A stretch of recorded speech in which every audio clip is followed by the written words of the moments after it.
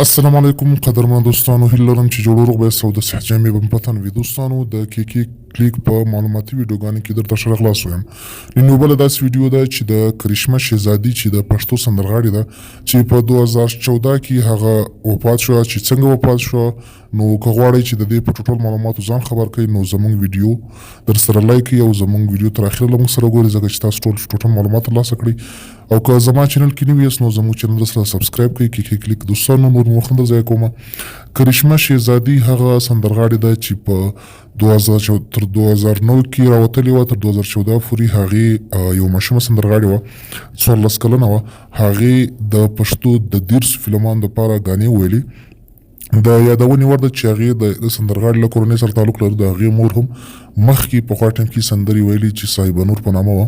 په پېښور کې ژوند کولو، د سوات اوسېدونکي وو. دوستانو هغه مړه شوه په 2014 کې چې مور یې ډېرې زیاته پسې خفه وه. بیا د یوټیوب باندې په 2018 کې هغې په خپلې لور پسې یوه ګانا وویله چې ډېر ټیم پس د هغې یوه ګانا راغله چې په خپلې لور پسې ویلې وه. د کرشمه شهزادي نوم یې پکې یاد کړی و، د هغې یادونه یې کې ژوندي کړي وو.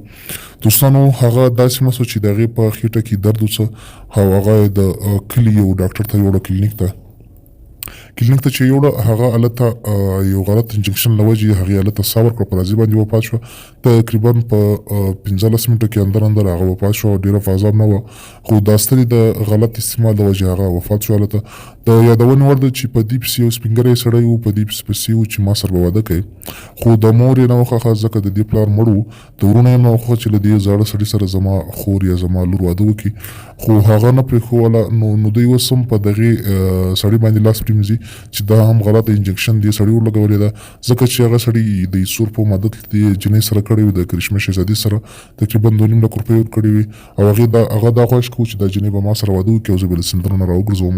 خو د هغې کورنۍ نه ورسره خوشحاله. نو اوس کورنۍ دا ایفیل کوي له حکومته چې موږ ته د ملزم په لاس راشي یا زموږ په کیس کې د پلټنه وشي، معلومات یې راکړی شي. دوستانو دا وه زموږ نننۍ ویډیو. که غواړئ چې داسې نورې ویډیوګانې وګورئ په دې چینل کې نو زموږ چینل کې دننه د نور معلوماتي ویډیوګانې تاسو لپاره پرتې دي. دوستانو تر بلې ویډیو فرید الله فامان، خداحافظ.